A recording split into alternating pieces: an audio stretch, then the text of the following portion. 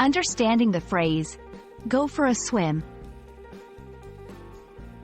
Hello everyone. In today's video, we're diving into the English language to understand a common phrase, go for a swim. Whether you're a beginner or advanced learner, this video will help you grasp not just the meaning, but also how to use this phrase in your daily conversations. Let's get started.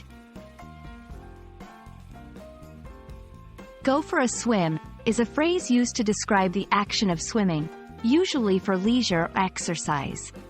It implies that the person is choosing to swim, often as a planned activity. This phrase can be used in different contexts. Whether you're talking about swimming in a pool, a lake, or the ocean. Let's break it down. Go suggests movement or an action. For is used here to indicate the purpose of the action. A swim is the activity itself. Combining these, go for a swim, suggests that someone is moving or heading out to swim. Here are some examples to see how it's used in everyday language. I love to go for a swim in the morning. It's refreshing. Are you going to go for a swim at the beach this weekend?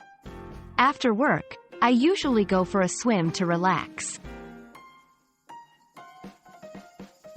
In many English-speaking countries, swimming is a popular leisure activity, especially in the summer. Therefore, go for a swim is a phrase you might hear often during warmer months or in areas close to water bodies.